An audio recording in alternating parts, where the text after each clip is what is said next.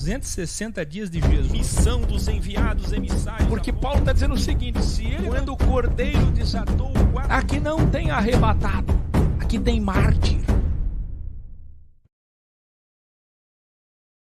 Universidade X, 72 aulas, hoje, sexta aula. Continuação do capítulo 7 de Marcos. Assim que saiu do Líbano, Jesus foi até o mar da Galileia e a região de Decápolis.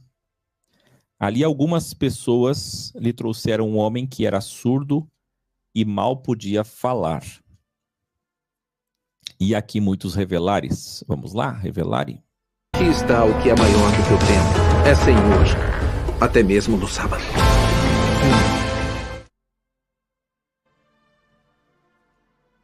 Jesus leva o homem longe da multidão para gerar ainda mais curiosidade. Para quê ele leva mais longe?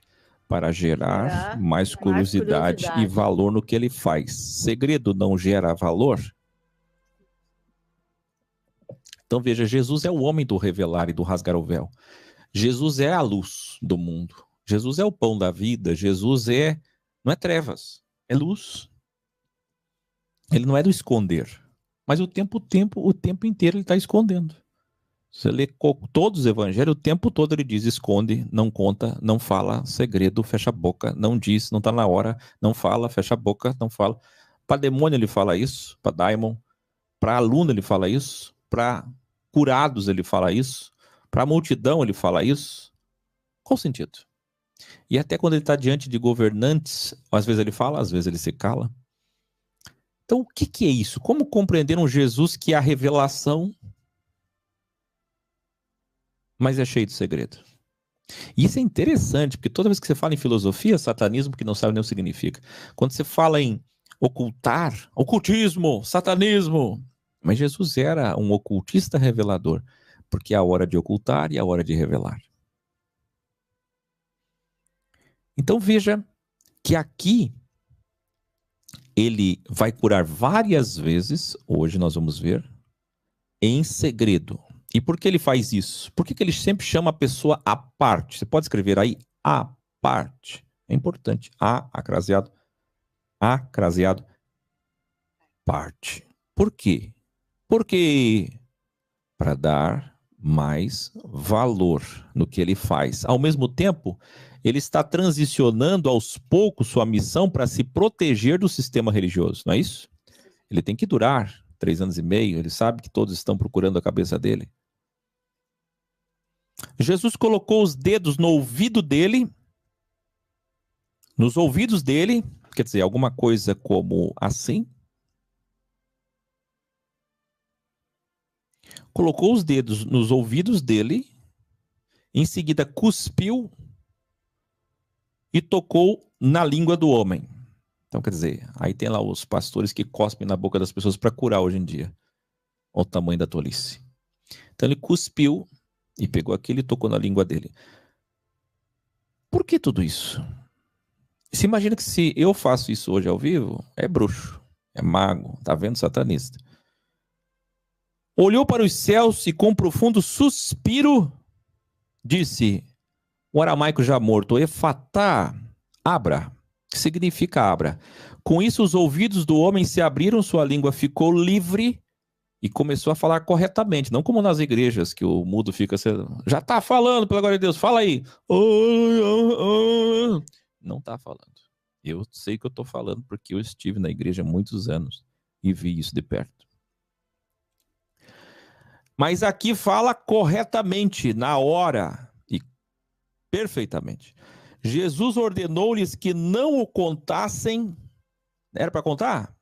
Não. Não contasse para ninguém. Por que isso, hein?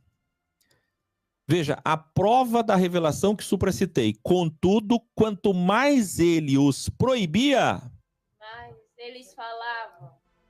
Que ânimo. Contudo, quanto mais ele os proibia, Mas eles Mas falavam. eles falavam.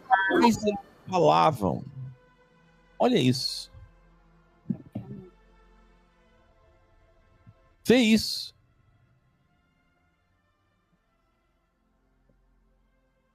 Quer dizer, sabia ele que não funcionava desde o início. Ontem nós não vimos, ou no capítulo anterior, na aula anterior, não vimos que quando ele pediu para o demônio não falar, no fim espalhou mais. Quando ele falou para o leproso purificado não falar, no fim vazou a informação. Quer dizer, um sábio, sabendo que sua metodologia não está dando certo, não parava. Jesus não é a sabedoria. Por que ele continua insistindo no segredo? Então é duas coisas. Primeiro, para que o sistema religioso nunca diga. Ele gosta de aparecer, ele faz espetáculo. Para que ninguém nunca diga. Porque, na verdade, ele sempre pediu silêncio. Ele não fazia show, pirotecnia, nem proselitismo. Segundo, porque isso funciona. Isso funciona. Esse é o Deus das estratégias, né? O Deus que manda aí só com um bordão na mão. Mesmo você tendo um guarda-roupa cheio, ele diz, vai só com essa, para os outros se compadecerem e te darem mais. Porque é assim que você vai sobreviver. Você deixou de tudo, você não trabalha mais. É a sabedoria. Pedir dinheiro sem abrir a boca. Porque as coisas precisam funcionar. É o óbvio. Não é lindo? Quer dizer, essa é a sabedoria de Deus. Não fala em nada, sabendo que vão falar. Quanto mais pedir segredo, mais vão falar. Está aprendendo com Jesus ou não? Hã? A escola aí está linda, reunida, e está aprendendo. Escola paraense. Alô, Belém. Olha que bonito. Olha aí. Já estão animados para 2026, hein? Revelare.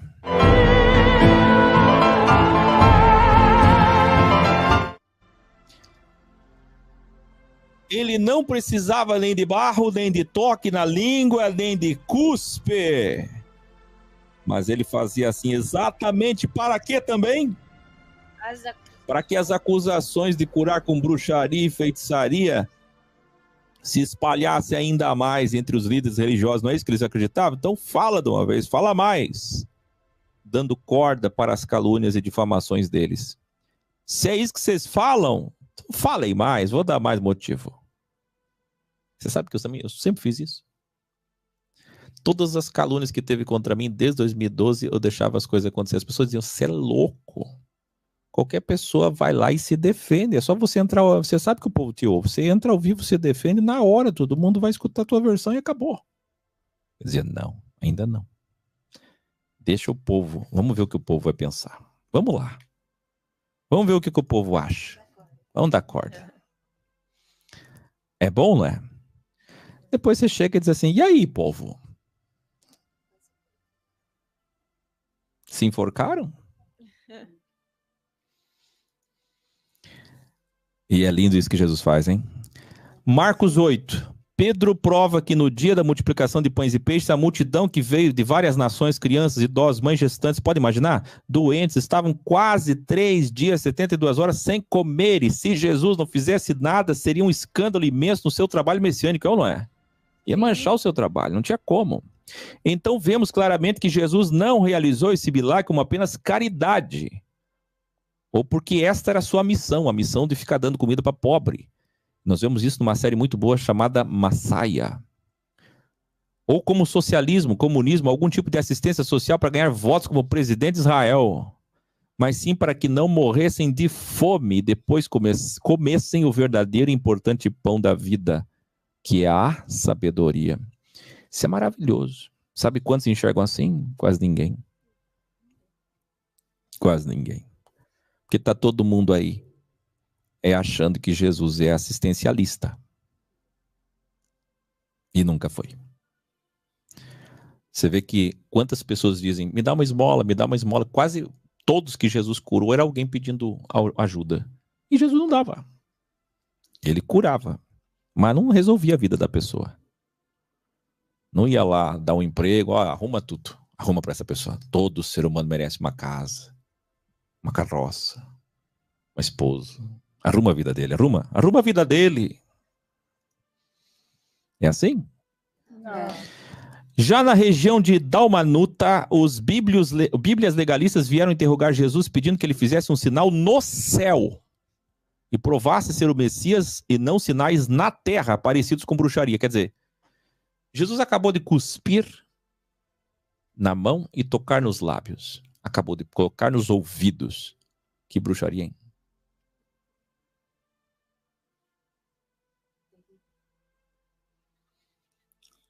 Todo esse tipo de sinal que Jesus faz, não dá para judeu acreditar. Como é que o judeu vai acreditar? Tem ideia quantos bruxos faziam isso naqueles dias? Faziam coisas parecidas. Não curava perfeitamente, mas funcionava alguma coisa. Faz ideia? Quer dizer, todo milagre que Jesus fazia era interferência terráquea.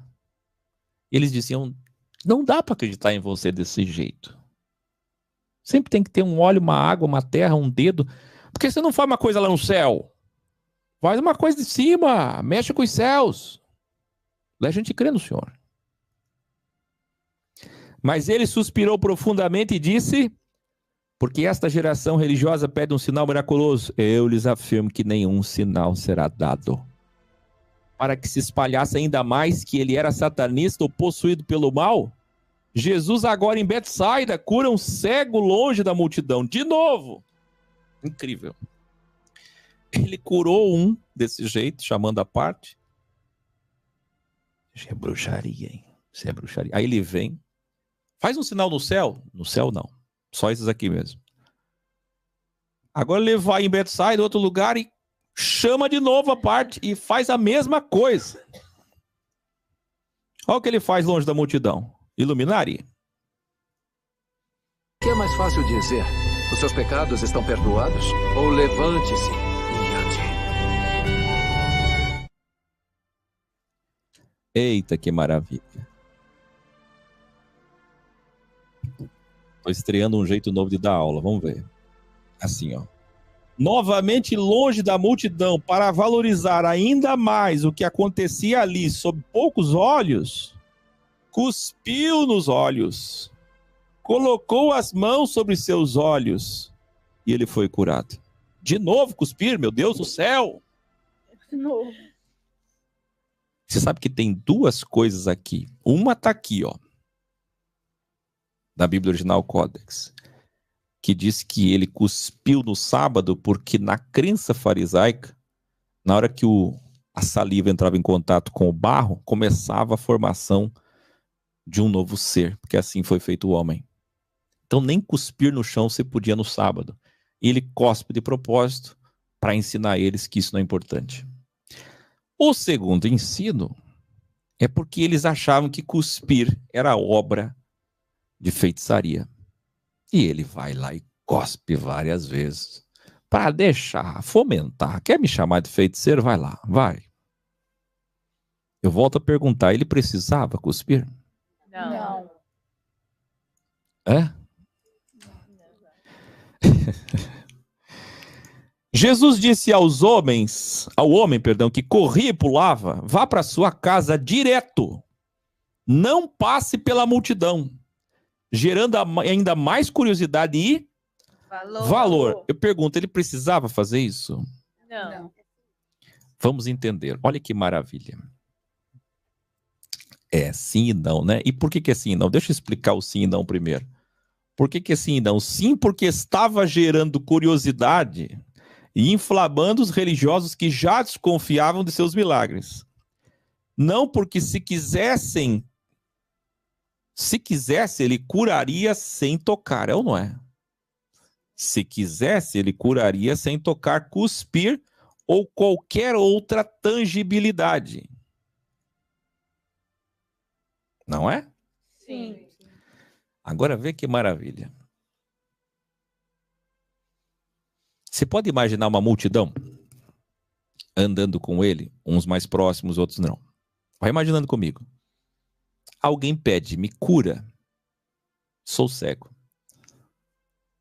Jesus diz, o que você quer? Eu quero ver. O homem saltou, pulou de alegre. Eu sei que eu vou ver. Jesus diz para ele que ele será curado, mas que ele precisa segui-lo à parte. Tira ele da multidão. tira ele da multidão. Gera curiosidade ou não gera? Gera. Todo mundo olhando. Você sabe que esse tira é logo ali, né? Esse tira é ali, né? 30 metros, 50 metros.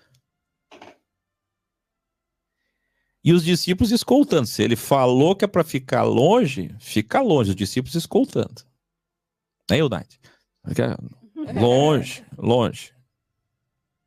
E todo mundo. E você vê como isso valoriza, né? Se ele fizesse ali na hora, não ia ter valor. Mas valorizou muito. E mais ainda, crivava as pessoas, porque tá todo mundo dizendo que ele é feiticeiro. Quanto mais ele faz isso, mais você duvida. Você não crê, você duvida. Aí o que ele faz? Ele consegue fazer a maravilha da dualidade que ele é. O sim e o não. O yin e yang. Por quê? Que loucura, Akel.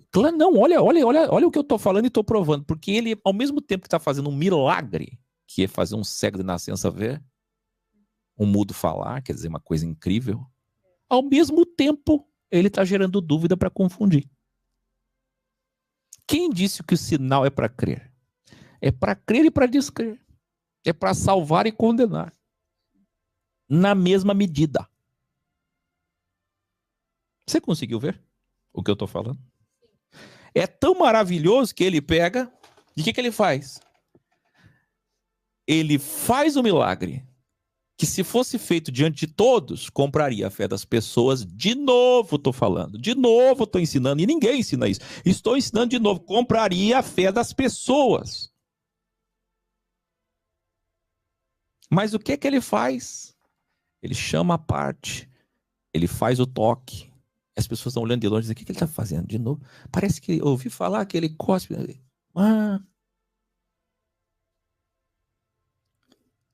É incrível.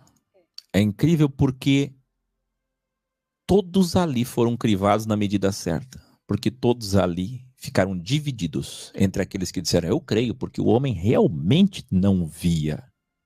E ele vê. E os outros diziam, mas é do mal. Porque se fosse do bem, ele fazia na nossa frente. Porque se fosse do bem, não ficava cuspindo. Porque se fosse do bem, ele usava a Bíblia. Porque se fosse do bem, ele fazia uma oração. Porque se fosse do bem, ele fazia na frente de todo mundo com os líderes religiosos. Porque se fosse do bem, os nossos líderes, nossos pastores gostavam dele. Porque se fosse do bem, você vê, tem toda a divisão. E mesmo fazendo milagre, não gera fé. O público se revelava, né? O público se revelava. Você vê que Deus nunca impossibilitou o crivo.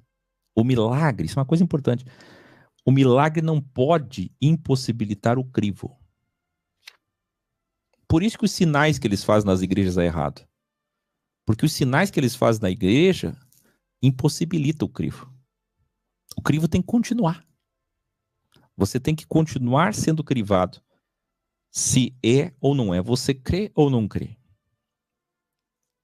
Então eu falei sim porque estava gerando curiosidade. Não porque se ele quisesse, ele precisava disso?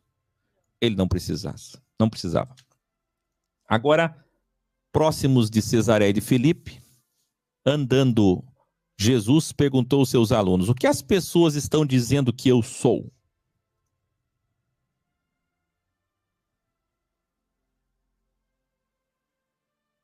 Eu amo essa passagem. Demais. Os alunos disseram, para uns, você é como João Batista. Para outros, você é como Elias. Outros, algum profeta. E tem aqueles que acham que você é um herege. E para vocês, quem eu sou? Pedro, como líder que seria, toma a iniciativa de novo e diz, você é o Cristo. O Cristo. Emocionado com a declaração de Pedro, Jesus diz aos seus alunos que estavam ali, agora que já me veem como Messias, ainda não digam nada a ninguém. Olha o segredo. Deixem que cada um deles vejam por si mesmos o que realmente eu sou. Eu vou colocar de novo na tela para você ler comigo. Ó. Deixem que cada um deles vejam por si mesmos o que realmente pensam que eu sou. Tá vendo? Agora, Você sabe, isso aqui vai do céu ao inferno. E é muito dual. Porque o mesmo Pedro, que agora diz, você é o Cristo, é o mesmo Pedro que vai fazer Jesus chorar daqui a pouco. Faz Jesus se emocionar de alegria e faz Jesus se emocionar de tristeza. Vocês sabem disso, né? Vocês já vão ver. Ao verem que já estavam prontos, Jesus começou a vaticinar sua despedida deles no futuro próximo. Mas Pedro novamente chama Jesus à parte, querendo o que ele queria? Um PV, e diz, vem cá, Jesus, à parte. Acho que ele aprendeu, né? Ele viu tanto Jesus fazer isso. Ele viu tanto Jesus falar assim, vem cá à parte, vem aqui à parte. Pensou, eu vou fazer igual meu mestre. Eu já estou pronto, eu já sou um sábio. Ô, Jesus, cá à parte. Ele tinha acabado de emocionar Jesus com uma frase linda, dizendo, você é o Cristo. É tristeza, é doar o homem mesmo, né? Sim. Você sabe que Jesus não negou, não. Você quer um particular? Tá bom, vamos lá. Olha que interessante, Jesus não negou. Particular? Tá bom. Saiu da presença dos 11 e foi para um PV com Pedro. Que foi, Pedro? Nunca vamos deixar isso acontecer com o Senhor. Nunca. Só por cima do meu cadáver. Nunca. Mas o professor Jesus, porém, se aproximou de todos novamente, rejeitando o particular e disse...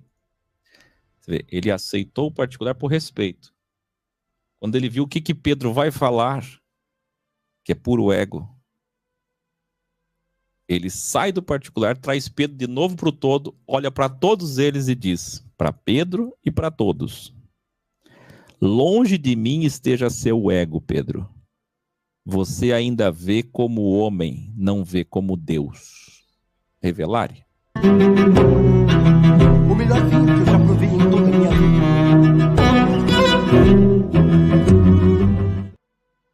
Eita, que maravilha. Todas as vezes que queremos particular, ainda que por bom motivo, todas as vezes que queremos evitar as coisas de cima, superiores, vendo como homens tomados pelo ego, então somos Satanás. Este é o verdadeiro diabo, ver como o homem vê. Escreva aí, ver como o homem vê. Esse é o problema. Nós somos humanos, qual o problema? Pedro só estava vendo como homem. Ninguém é Jesus. Jesus foi Jesus, nós somos homem. Quando você é homem, você é diabo. Porque o objetivo não é aceitar a condição de homem, mas é evoluir. Vendo então que os alunos ainda não aceitavam perder seu mestre, Jesus chamou centenas de pessoas que estavam próximas e junto com seus alunos ensinou, se alguém quiser ser cristão, deve. Interessante. Tem os 12, Pedro pede um PV, Jesus vê o ego dele, nada de PV, traz para os 12 e agora chama todo mundo. Porque devia ter uns 100 em volta. Agora ele chama todos, vai ter uma aula. Agora vocês vão aprender. Porque ele viu que os discípulos dele, embora reconhecessem ele como o Cristo, mas não queriam perder ele.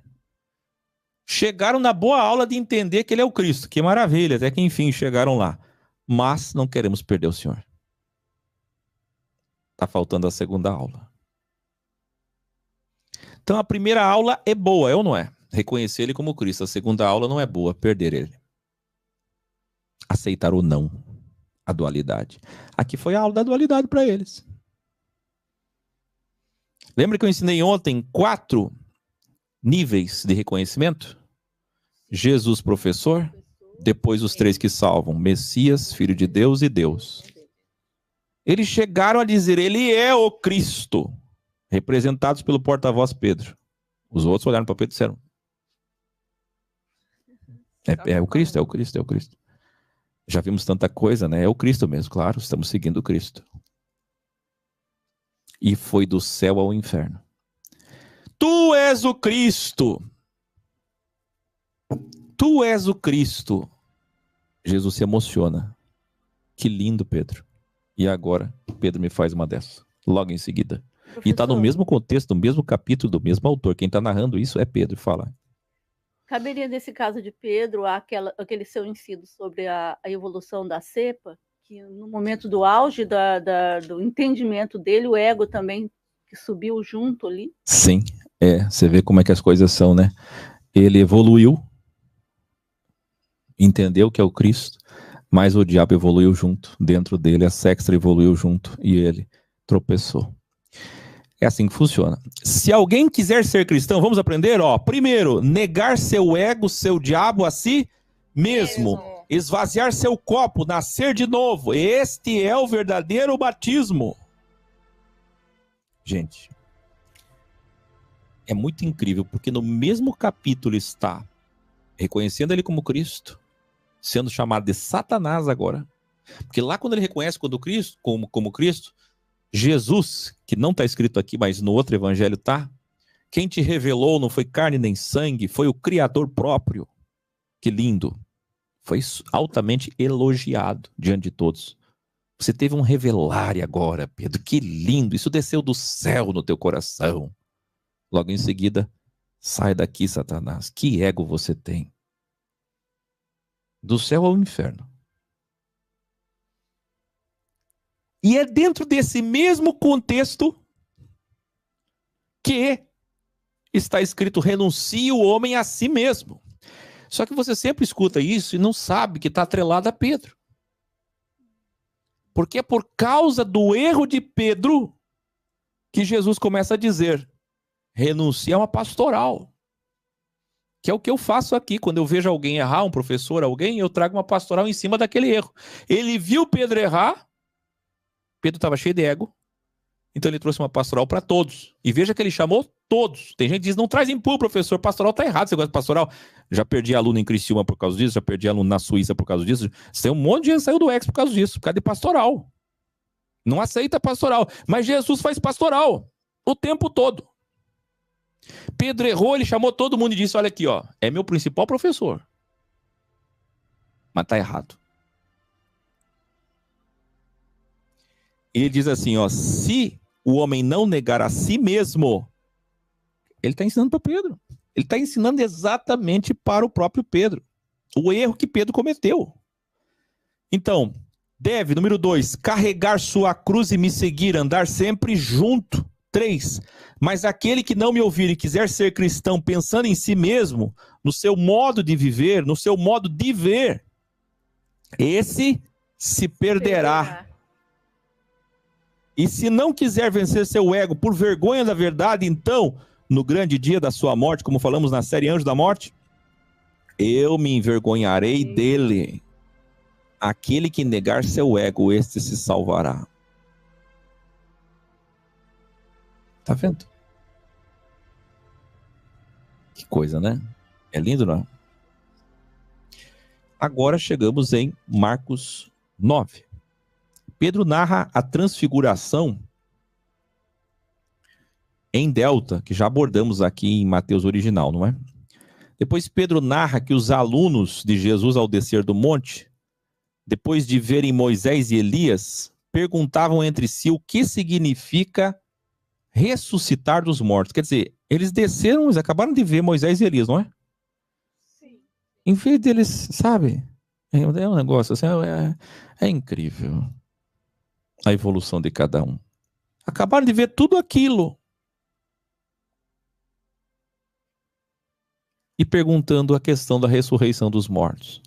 Sem se conter, perguntaram ao professor Jesus: por que os pastores, entenda a linguagem, equivalente hoje, por que os pastores, padres, teólogos que entendem tanto da Bíblia dizem que é necessário que Elias venha primeiro? Quer dizer, eles estavam com Jesus, alunos de Jesus, andando o tempo todo com Jesus e valorizando o quê?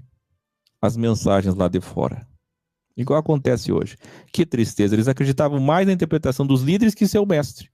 Mesmo quando perguntava a Jesus, confiando nele, a resposta mostrava essa clara fraqueza. Eu não vou falar quem, mas se é uma pessoa que me visitou aqui e ele está lá me assistindo, ninguém vai saber, tá? Mas é triste. Essas coisas têm que ser corrigidas. E essa pessoa se arrependeu.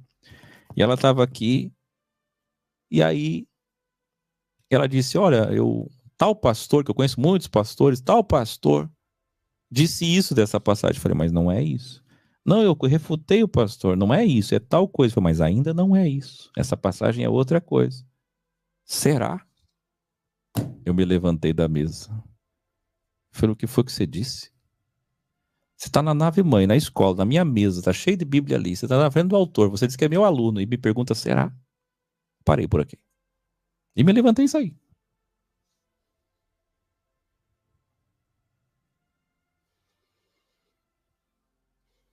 Você tem ideia? Aqui estão fazendo a mesma coisa, estão com ele. Mas por que os teólogos dizem que tem que vir Elias primeiro? Eles não tinham acabado de reconhecer ele como Messias? Sim. E como é que agora eles estão desconfiando? E perguntando, mas então, tá tudo bem, ele é o Cristo. Uhum. Mas então, quem é o Elias? Será que já se cumpriu isso? Winston, esse jeito eu descobri ontem aqui na Inspiração, foi um revelare. Porque eu pensei, vai facilitar para mim aqui, vai ficar bom para vocês e não vai ficar aquele monte de texto na tela que vocês ficam lendo coisas antes do tempo. E assim o chat enche de coisa boa também. Um monte de coisa boa. Resolve um monte de coisas ao mesmo tempo. Ó, Jesus nos ensina então que Elias já tinha vindo. Quem é o Elias? João o Batista. E essa era a interpretação correta das profecias. Depois, quando atravessaram a Galileia, novamente os alunos estavam agora se perguntando como seria quando o reino começasse. Gente, o que é o ego, né? O que é a evolução, né? É um negócio... Olha isso aqui. Qual título de poder ou ministério cada um teria? Eles não acabaram de reconhecer a verdade, meu Deus do céu. Chegaram a Cafarnaum, já em casa. Estava onde? Em casa. Jesus perguntou, já sabendo do que eles discutiram no caminho. O que vocês estavam discutindo no caminho?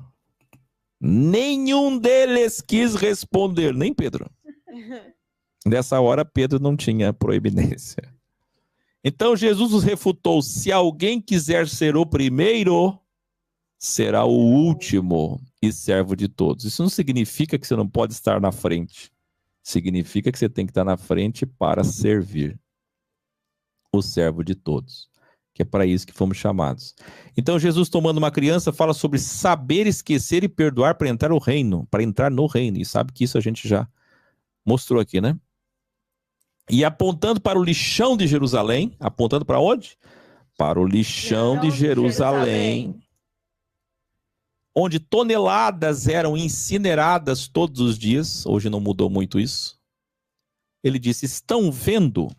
Ali debaixo daquele fogo tem um verme que não morre, mesmo com o calor do fogo da incineração. E ele repete isso 3 vezes. E ele diz, no grande dia do julgamento da morte de cada um, será cada um salgado com fogo. O que é salgado? É crivado. Salgado aqui era um verbo que eles usavam na época para crivado. Então tem gente que diz assim, professor, onde você tirou essa palavra crivo? Crivo é prova, teste, na época era usado salgado. Vamos salgar ele. Hoje a gente diria que é um tiro de sal, né? Aquelas espingardas que davam um tiro de sal antigamente. Você dá uma salgada nele, que é uma crivada. E não se referindo ao inferno no centro da terra, por óbvio, criado pela Igreja Católica, depois endossado pela Igreja Evangélica, para, através do medo, dominar bilhões de pessoas. O inferno aqui, como revelado na Bíblia original Códex, é a reologramação. Reviver seus erros eteriamente, onde o fogo da reologramação não mata a consciência, que é o verme da metáfora, porque a consciência sofrerá seus erros, mas não morrerá até que o sal, que é o crivo, e no caso da reologramação é o recrivo, prove quem é quem. Entendeu? Aí ele termina, mudando um pouco de assunto, ele conecta duas coisas e diz: o sal é bom. Não pensem que o sal é ruim. Mas se deixar de ser salgado, insípido, como restaurar o seu sabor? Revelare? Rabela Yosef! Essa mulher santa, ela é impura.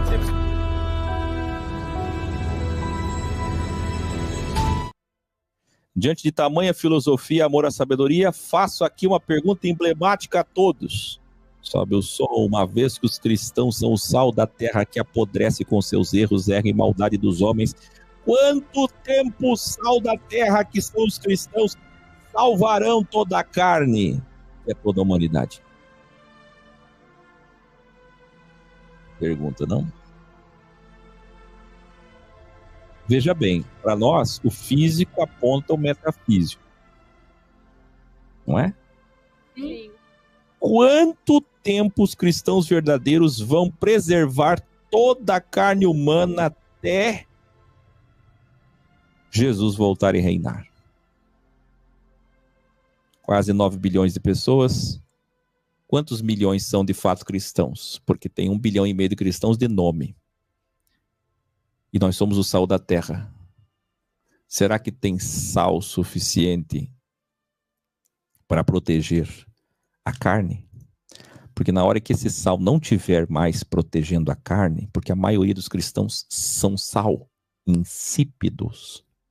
Lembrando que a palavra salário veio de sal, porque nessa época o sal era pagamento, valia dinheiro, era muito caro. Pedro narra o que já vimos em Mateus sobre o crivo dos fariseus legalistas sobre o divórcio, Marcos 10 já.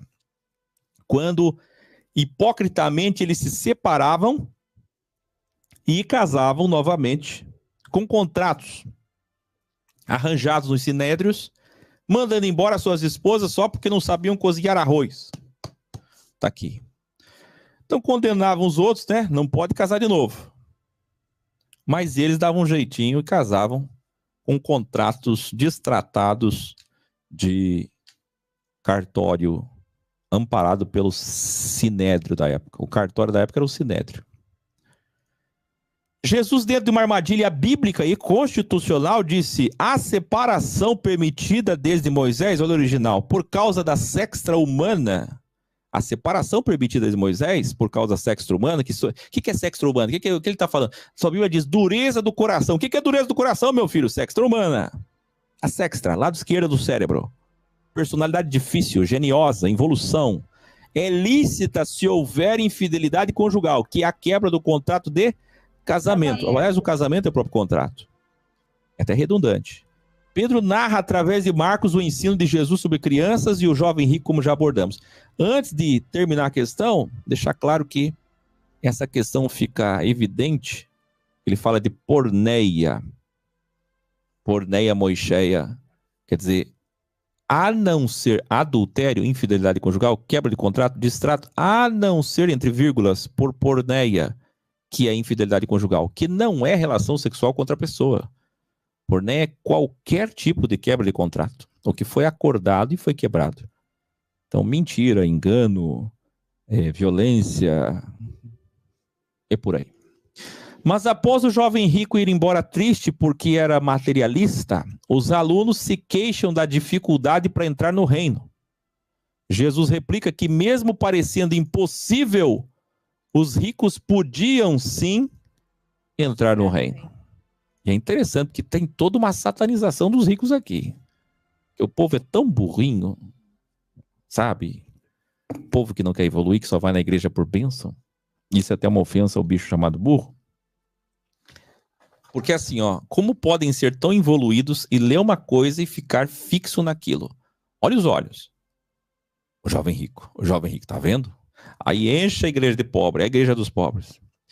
Quando foi que Jesus falou mal dos ricos aqui? Vamos lá, agora vocês vão ver. E logo depois, olha que dualidade, logo depois que o rico vai embora triste, nós temos que lembrar que o rico obedecia toda a Bíblia, fazia tudo certo e era um homem íntegro. E Jesus em nenhum momento disse: você está perdido. Ele disse: você quer ser perfeito. Quer dizer, correto você já é. Você já está dentro da sua verdade relativa, você já faz tudo certo. Mas você quer ser perfeito, já que você chegou a mim, você não pode ir embora. Porque chegar até o mestre para ir embora sem nada, que é que as pessoas não entendem quando vêm aqui na nave mãe. Ou quando me procuram nos encontros, Claudina. As pessoas chegam em mim e elas dizem, mas nunca tá bom pro Áquil. Toda vez que chega lá, ele corrige alguma coisa. Mas nunca vai estar. Porque, veja, Jesus podia olhar para esses jovens e dizer assim, tá tudo certo, vai embora. Mas ele disse, quer ser perfeito? Para ser perfeito sempre tem alguma coisa. A maior parte das pessoas que vêm aqui não são assim, não. A maior parte das pessoas aqui tem que evoluir muito mesmo. Porque a maior parte das pessoas que se aproximavam de Jesus precisavam de correção grave. Mas este não. Ele fazia tudo certo. Mas ainda assim podia ser perfeito. Mas por que ele tem que evoluir? Porque todos têm que evoluir. E o que não está se entendendo aqui é que a questão não é nem rico nem pobre. É evolução. Porque se ele evoluiu e quando chegou em Jesus, o que foi que ele deu? Veja só, se quando ele chegou em Jesus ele era pobre e depois ficou rico, é uma coisa. Agora, quando ele conheceu Jesus, ele já era rico. Entenda bem. O que estou dizendo é, quando ele chega em Jesus rico, que tipo de mudança de vida, metanoia ele teve? Eu quero que vocês entendam isso. É incrível, mas o reino de Deus é um salário, você tem que pagar para entrar. É matemática de Deus. É assim, para este homem havia de ter uma mudança. E é incrível que para este homem Jesus não disse para ele assim, vem e segue-me. É interessante? Sim. Porque depende das intenções.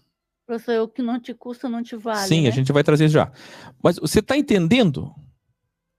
O que eu estou querendo dizer é a maravilha de que Jesus quer uma prova de amor, de mudança. Você realmente quer a verdade? Quero.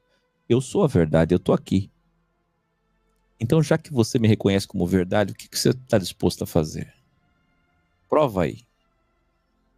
Porque o resto ele já fazia tudo. E é interessante que o problema do jovem rico não é a riqueza, é o ego. O ego dele era rico. Quer que eu prove? Porque ele chega dizendo assim, eu obedeço tudo desde pequeno. Se ele não tivesse chegado assim, esse é o problema. As pessoas chegam com as palavras que entregam o que elas são. Tá entendendo? Sim. Eu já obedeço tudo isso. Como ele falou, nessa arrogância religiosa, se ele tivesse ficado quieto, mas ninguém consegue esconder o que é. A boca fala o que você é. Como ele chegou com um ego religioso, foi crivado com um ego religioso. Com algo, porque ele pensava assim, eu já faço tudo. O que mais tem para eu fazer? Ele pensou que Jesus ia dizer assim, olha, sinceramente, não tem mais o que fazer. Você está fazendo tudo, você obedece à Bíblia. Você já faz tudo, você é perfeito. Só que o problema não é a riqueza, escreva aí. O problema não é a riqueza, o problema é o ego. Então Pedro logo em seguida triplica e agora a coisa vai piorar. Aí Pedro diz assim, Senhor, tá difícil então entrar no reino. E quanto a nós? Nós deixamos tudo para te seguir. Agora vai ficar bonito. Revelar. O que é mais fácil dizer? Os seus pecados estão perdoados? Ou levante-se e ande? Mas o grande mestre disse, na verdade, quem não deixar tudo por mim, não será digno do reino. Vê isso. Ou seja, se o rico deixar tudo, faz mais do que um pobre, que não tem muito o que deixar. Porque aquilo que não me custa, não me vale. Entendeu? Quem tem mais a deixar, o rico ou o pobre? O rico. Só que aí, depois que Jesus criva Pedro, porque Pedro também veio com arrogância. Veja, é interessante no contexto, todo mundo só lembra do jovem rico, com aquela arrogância. Mas Pedro também estava arrogante, dizendo, nós deixamos tudo para te seguir. É a mesma coisa. A mesma arrogância. A arrogância do rico e a arrogância do pobre. É o mesmo ego. Jesus o Cristo encerra: aqueles que deixaram tudo como vocês receberão 99 vezes mais aqui neste tempo presente, desde prosperidade, bênção, bênção, bênção, bênção. Na tua Bíblia está escrito assim, ó: casa, filhos, esposa, marido, geladeira, carro, só tem bênção ali, tem uma lista. Aí logo em seguida, parece que Deus faz isso bem de propósito. Parece não, faz. No finalzinho ele diz: e perseguição. Vê lá. Vê lá. Eu não sei se vocês estão me assistindo, mas hoje minha mãe esteve lá na casa da pessoa que me socorreu, o André, que eu falava muito de Deus para ele, pro Marcelo, pro Jean, pro Renato. E o pai do André com ele me socorrendo numa caminhonete quando levei a pedrada na cabeça, que eu era chamado de pastorzinho na escola. E eu cheio de sangue. E a mãe teve lá na casa deles, me mandaram um áudio deles, tal. E a mãe teve também na igreja que eu levei vocês, lá do presbítero, que na época nós tivemos alguns problemas. Um presbítero que não me entendia direito enquanto o pastor me amava. O pastor me amava e ele não entendia. E o pastor, na época, em sigilo, disse para mim: olha, não fala nada para ele, mas o negócio é eu e você. Deixa para lá. Ele não gosta de ti, ele dá problemas, mas ele construiu a igreja. Não sei se ele está me assistindo, tenho muito carinho por você, um abraço, mas assim, ó. Foi deixado uma Bíblia lá para ele hoje, para eles. A grande questão é a seguinte: minha mãe foi lá e tal, os meus pais estão assistindo aí, mas assim, ó, família, gente de Cafarnaum, gente do meu passado de 20 anos, escuta aí 20 anos atrás. A última mensagem que eu preguei dentro de uma igreja, de uma sinagoga, foi essa. A última mensagem, eles estavam lá nesse culto, quando eu disse: vocês receberão 99 vezes mais, que não tinha número zero, não tinha número zero. Mas aqui nesse tempo presente, desde prosperidade, o que está escrito no texto de vocês? Lê aí. Várias coisas, só coisa boa. Até... perseguição. Não, tem que falar bem alto. Até... perseguição. E morte. Igualmente. E na última era, a vida eterna, a imortalidade. Ou seja, o que tem para vocês? Tem de tudo. O Salmo 23 diz isso. Coisa boa, coisa ruim. Filipenses 4, 11, 12, coisa boa, coisa ruim. Mas a igreja só prega coisa boa. Sabe o que Jesus está dizendo? Vocês que deixaram tudo, trabalho, família, para me seguir, eu tenho bênção para vocês. E tenho muitas desgraças também. Vocês vão ter muita coisa boa e muitas coisas ruins. Não tem privilégio. Então veja que a questão aqui discutida entre o jovem rico e o Pedro pobre é a mesma. Privilégio. No final da história, qual é a discussão? Privilégio. Pedro narra novamente a mesma passagem da discussão dos alunos sobre como governariam no reino. E aqui um revelare muito estranho. Revelare. O melhor vinho que eu já provei em toda a minha vida.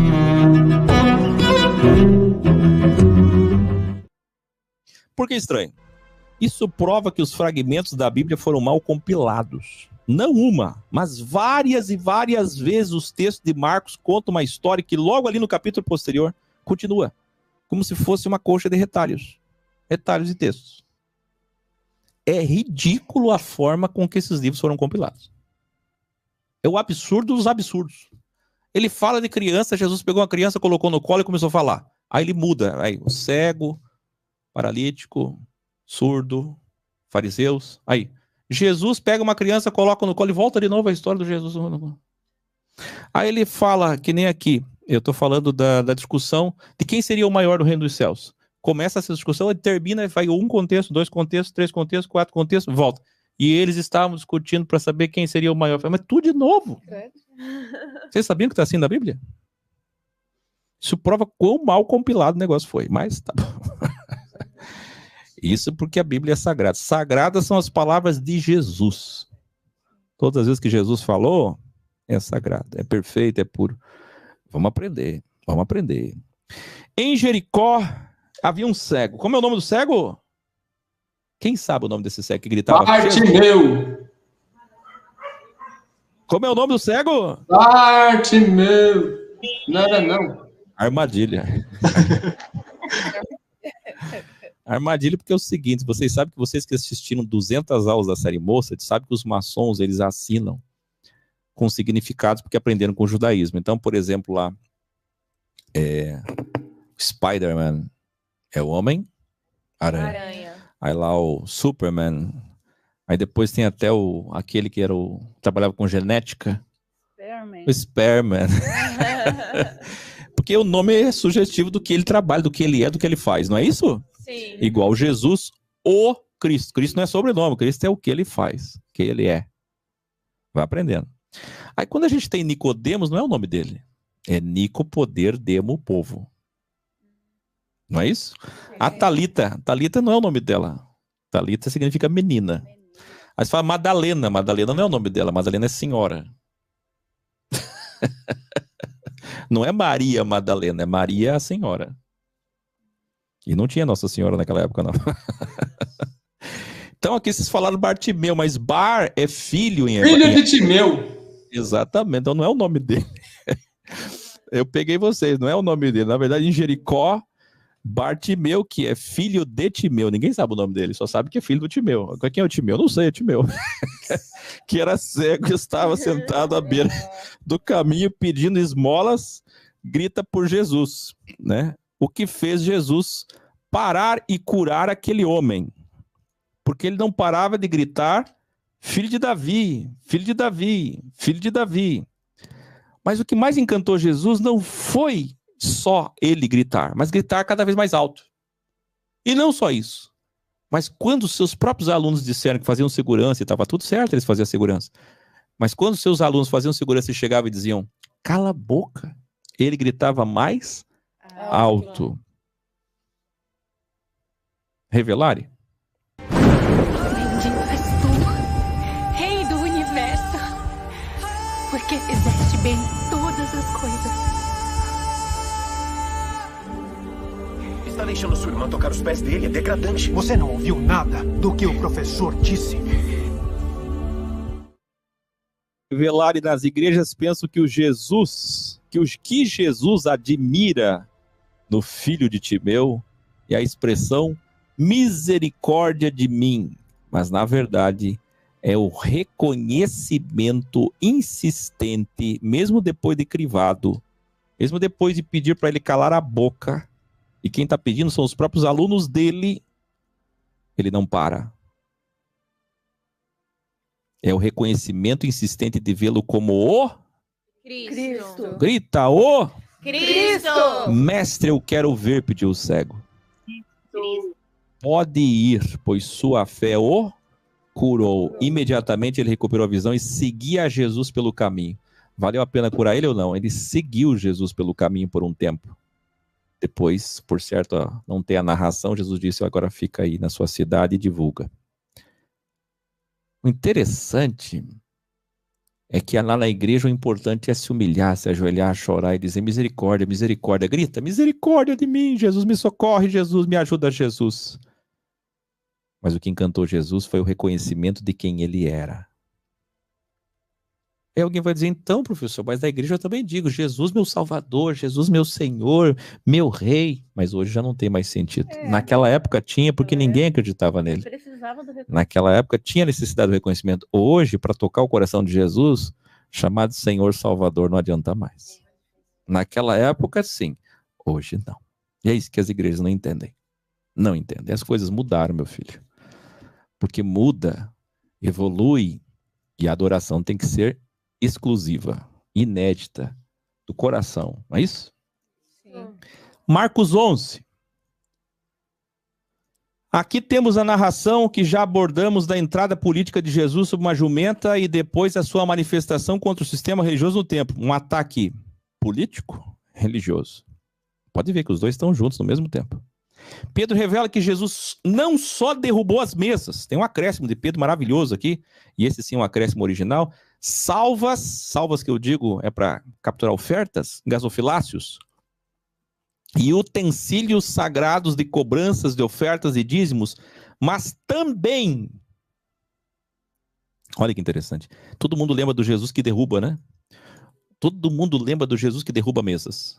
Mas ninguém lembra que Jesus não permitiu que ninguém carregasse mercadorias pelo templo. Jesus ficou ali por um bom tempo impedindo as pessoas de carregar as mercadorias. Olha que interessante. Então ele não só derrubou e saiu, não. Ele disse, eu não vou deixar mais. Não faz mais comércio aqui. Antes de entrar no templo, Jesus passou por uma figueira. Escreve aí, figueira. Jesus estava com fome. Aí ele passou pela figueira e não tinha figo, só folha. Só que tem um detalhe, não era tempo de figo. E mesmo assim, ele desejou que aquela figueira secasse. Que Deus injusto, né? Agora a figueira não está no tempo, é ele que tem que mandar em tudo e deu, né? Vai me dar figo e acabou. Está fora da estação, não vai dar? Então morra. Que Deus estranho, né? Será que é assim? Vamos entender? Por que Jesus fez isso? Então, ele seca a figueira na ida. E ele não fala isso na frente dos discípulos. Ele fala meio que a 10 metros. Os discípulos ouvirem ele fazendo isso. Porque lá atrás está escrito assim, os discípulos, nós ouvimos ele falar isso, de longe. Nossa, o que ele está discutindo com a figueira?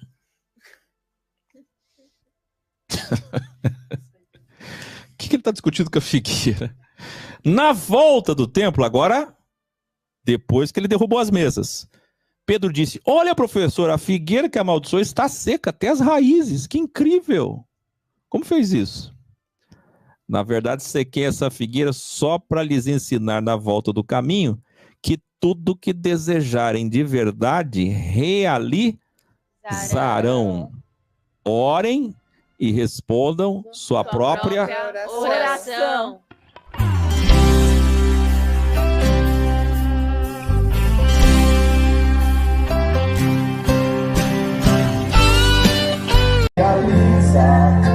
O que realmente precisa. Quando você quer, você realiza o que realmente precisa. Vocês vai. É isso que Jesus está falando aqui. Professor, essa é a tua música, não é o que está escrito aqui. É isso que Jesus está falando aí. Tudo que vocês desejarem, absolutamente, vocês conseguirão fazer. Ele não andou sobre as águas? Sim. E Pedro não conseguiu andar também como homem? Sim. Pedro era Deus? Não. E Pedro não conseguiu andar também? Sim. Então, se Pedro conseguiu, é porque é possível. Mas nunca esqueçam que se tiverem alguma coisa contra alguém que nunca foram até lá acertar, todos os vossos desejos serão impedidos de acontecer. E toda vez que perdoarem os erros de outros que os outros cometeram contra vocês, o Criador perdoará os erros de vocês.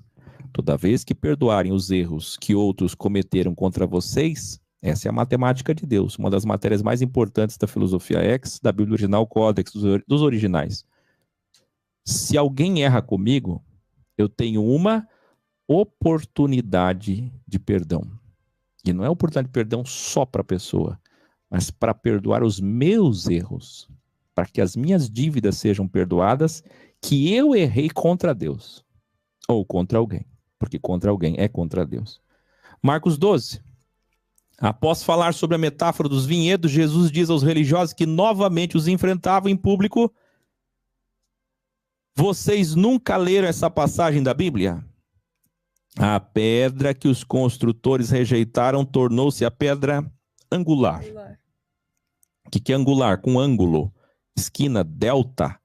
Delta é terceira letra grega, que é uma pirâmide. Dalet, quarta letra hebraica, letra que era uma pirâmide no proto-hebraico. Triângulo, pirâmide, com o significado de a base de toda a construção.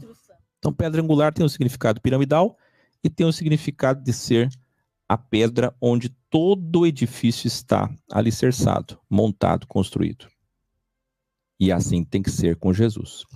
Trouxeram então os líderes religiosos como reforço para tentar incriminar Jesus sobre os impostos. E perceba que eles trouxeram reforços. Mas Jesus se saiu imperfeitamente, e então, não satisfeitos, vieram os saduceus com mais um crivo. Crivo final, tentando incriminá-lo. A questão de com quem a viúva deveria se casar no reino, uma vez que casou 7 vezes, conforme a lei de Moisés, ao que Jesus respondeu: o reino não terá, meu Deus do céu, o reino não terá mais lei de Moisés. O negócio desse é tão Bíblia, tá na Bíblia, tá na Bíblia, tá na Bíblia, tá na Bíblia, tá na Bíblia, tá na Bíblia, tá na Bíblia, tá na Bíblia, tá na Bíblia, tá na Bíblia. Aí o reino não tem mais Bíblia. Vocês estão enganados porque só enxergam a Bíblia com o ego. É isso que Jesus disse. Aí ele disse: no reino, com quem ela vai ficar casada? Eu vou explicar essa situação para vocês. A lei de Moisés dizia que quando morre o marido numa guerra, trabalhando, e não deixou herdeiros, e os hebreus precisavam crescer para ser uma nação forte.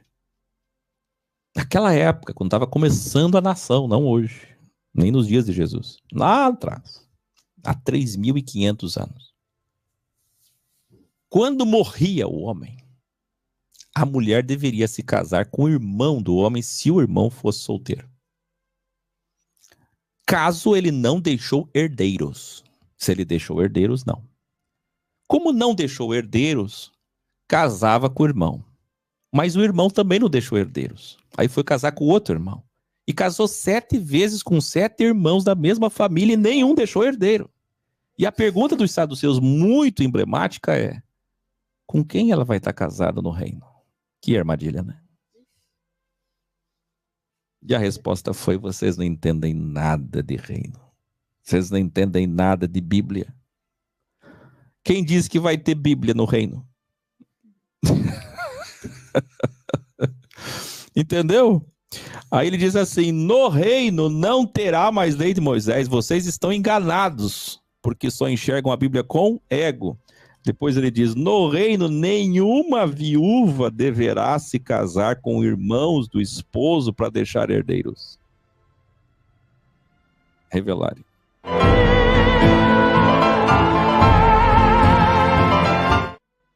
Então veja como a lei de Moisés é absurda. E a lei de Moisés, ela foi feita dentro de uma cultura, dentro de uma necessidade, naquela época, para aquele povo que precisava crescer. Aí você diz: mas isso é um absurdo. É absurdo para nós hoje que temos escolha, que está cheio de filho para tudo quanto é lado, casamento, e oportunidade, e oferta, e procura, e tudo mais, e demanda. Hoje a escolha é imensa. Naquela época não. Tinha que ser tribo com tribo. Os hebreus precisavam crescer, o mundo era enorme, forte, os inimigos de Israel eram grandes. E eles precisavam ser fortes, precisavam fazer novos guerreiros, novos líderes, novas donas de casa. Era assim a mentalidade. Então, se não deixou herdeiro, o outro tem que deixar. E é assim que funciona. Não tinha a visão de hoje. As coisas mudaram. E eles estavam ainda na lei de Moisés, querendo seguir essa roupa velha. E dá-lhe a roupa velha. As coisas mudaram, mas a roupa deles não mudou. Estão tudo mente velha. E aí Jesus responde exatamente assim. Então, pasmem que milhares de igrejas usam esse texto para proibir divórcio, deixando as irmãs da igreja sofrendo, apanhando dos maridos, não é? Com a casa cheia de filhos para sustentar.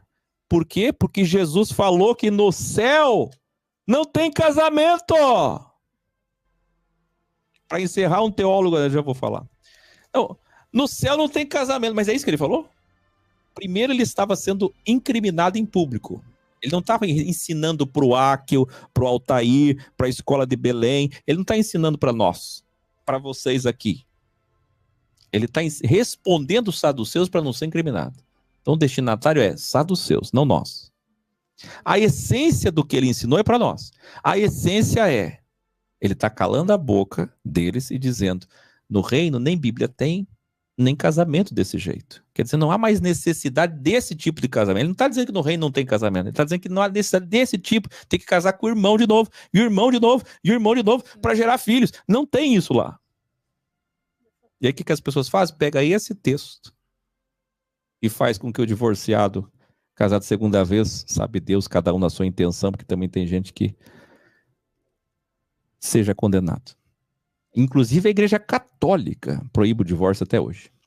Para encerrar, um teólogo, vendo que Jesus venceu todos os debates, nunca iniciados por ele, que fique claro, mas pelos religiosos, perguntou ainda, veja que agora não é o crivo dos religiosos em grupo, que estavam recebendo reforços para incriminar ele, agora é um teólogo isolado, que depois de ver tudo isso aí, se aproximou e disse, então, professor Jesus, de todos os mandamentos da Bíblia, qual é o mais importante? Jesus respondeu, você deve... Jesus respondeu várias coisas que o sistema religioso resume, um decálogo em 2. Mas, na verdade, nunca foram 10 mandamentos no original e nunca foram 2. Aqui não tem 2 mandamentos resumidos. Essa aqui não é a nova lei. A verdade é que é a essência da essência do que sempre foi. Não é porque é um novo testamento. Sempre foi isso. Mesmo quando tinha 613 preceitos, 613 sementes em Romano, mesmo quando tinha lá 12 observações, 13 observações, lá ainda era assim. Era isso que Deus sempre quis. O que Deus sempre quis? Nós aqui no Ex, nós sintetizamos as palavras de Jesus nos 2 mandamentos numa frase só. Vamos falar juntos? Você deve se amar para amar o próximo.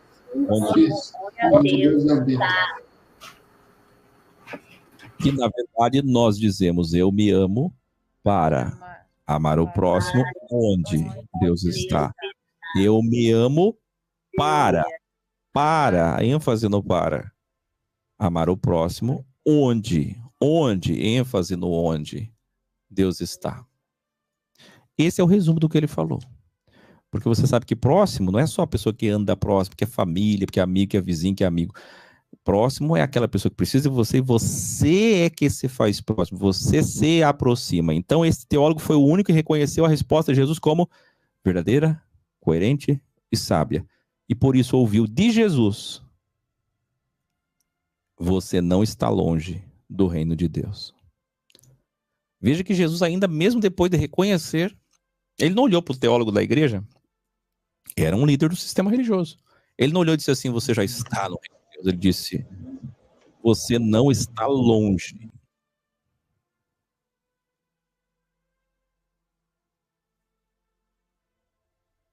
Vocês entenderam como é que as coisas são? O tratamento? Esse é o tratamento soteriológico.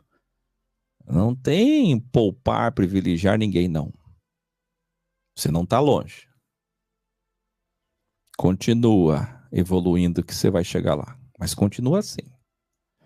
Entende? É bom, né? Daí por diante, olha que lindo. Ninguém mais ousava lhe fazer perguntas. Mas também puderam, né? Vieram com os impostos, ele respondeu. Vieram com o casamento, ele respondeu. Vieram com a questão do outro casamento dentro do reino, ele respondeu. Agora veio com a questão dos mandamentos, ele respondeu. Chega, né? Ninguém mais ousava. Dali então, no pátio do templo, onde? Dentro ou fora? No pátio do templo, Jesus sentou-se em frente do lugar onde eram colocadas as ofertas e dízimos e observava a multidão colocando dinheiro nas caixas de ofertas, que são os gasofiláceos. Muitos ricos lançavam ali grandes quantias, que sustentavam o sistema, grandes quantias, muitas moedas. Então, uma viúva pobre chegou-se e colocou 2 pequeninas moedas de cobre que tinham pouco valor. Chamando seus alunos, Jesus disse para eles, olha que interessante, Jesus não gritou lá e atrapalhou a oferta, a verdade relativa deles. Ei, na hora da oferta, deixa eu falar aqui, calma. Não foi, Jesus não atrapalhou nada. Tem a hora certa. Alguns momentos Jesus fez isso em pontos específicos, mas aqui não. Jesus chamou os discípulos no canto. O que ele estava fazendo ali então? Vendo aquela fila da oferta. O que ele estava fazendo ali? Fazendo escola. Era mais uma aula da escola de Jesus. Jesus estava dando uma aula para os seus alunos. Está vendo? Olha lá o rico, agora olha a pobre. Olha o rico, olha o pobre. Olha aquela mulher pobre, aquela viúva. É viúva. Colocou 2 moedinhas. Pouco valor, né? Aí ele disse, essa viúva deu a maior oferta, porque ela deu quase tudo, sem hipérbole, deu quase tudo que tinha para sobreviver. E de novo, mesma questão, aquilo que não me custa, não me vale.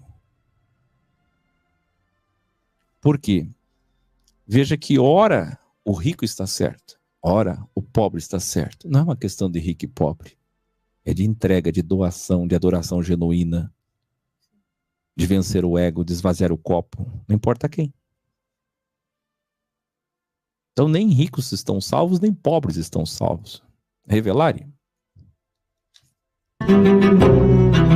O melhor vinho que eu já provei em toda a minha vida.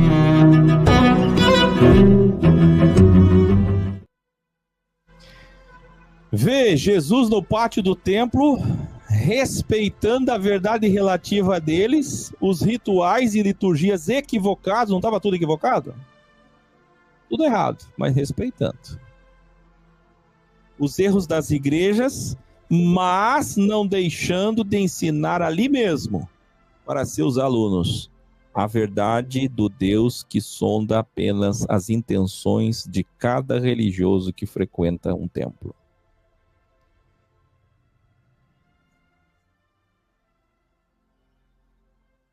Então, ele não chamou essa mulher e disse, olha, você tem que conhecer o que eu conheço, você tem que agora fazer toda a universidade comigo, porque senão você está perdida. E isso não quer dizer que ele também... você viu, duas interpretações erradas. A primeira é que ele tem que ir lá, chacodir a mulher, tirar a mulher da fila e dizer, vem cá, vem ser uma ex. Mas também não é verdade, como muita gente acha, que ele pegou e disse, vamos deixar cada um na sua verdade relativa. É que nesse momento ele não fez nada. Porque todo dia ele fazia alguma coisa no pátio do templo, ali mesmo. Só que como nesse dia, no pátio do templo, era o dia e hora das ofertas, ele respeitou. Terminou? Aí vem o trabalho. Então você tem que aprender com Jesus.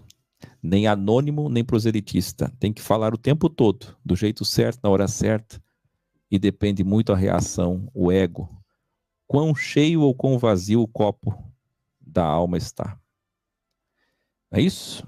Sim. Esses foram os capítulos de hoje, de 7 a 13. Faltam os últimos capítulos que faremos semana que vem facilmente, porque são da crucificação, e a gente vai deixar a crucificação para João. E logo, logo vem Lucas. 1260 dias de Jesus. Missão dos enviados emissários. Porque Paulo está dizendo o seguinte, se ele... Quando o cordeiro desatou o quarto... Aqui não tem arrebatado, aqui tem mártir. Encerramos com alegria aqui a sexta aula com a linda escola aí de Belém, que eu coloco em destaque na tela, sempre valorizando as escolas. Valda, Josimar, Luiz Fábio, Beto, Jaque, Abigail, Alexandra, Zacarias Macedo, Divanete, Altair. E também aqui na nave mãe, o povo, que hoje recebe a visita da Claudina e a visita da Unite. É isso, gente boa de Deus. Amanhã tem escola aqui.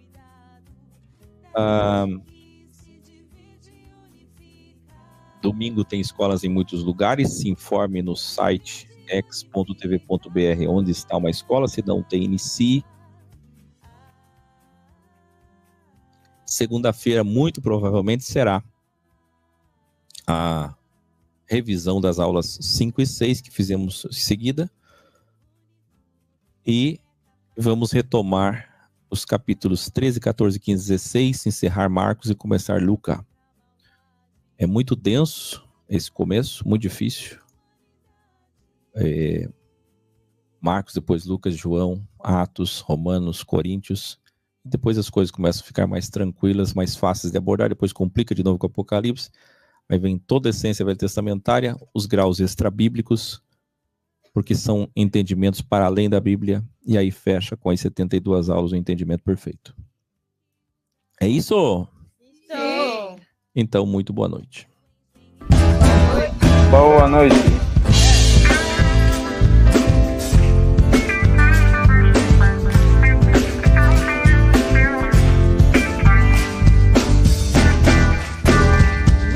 Presos em delta, tempo, espaço e matéria.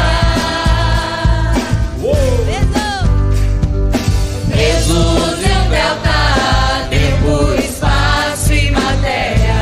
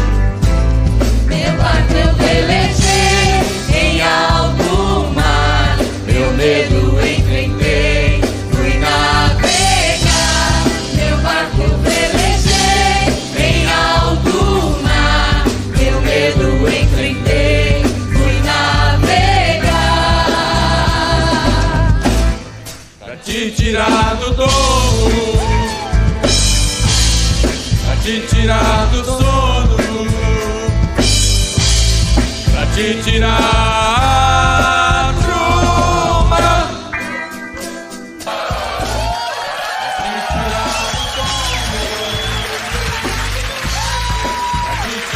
do sono, pra te tirar truma. Jesus é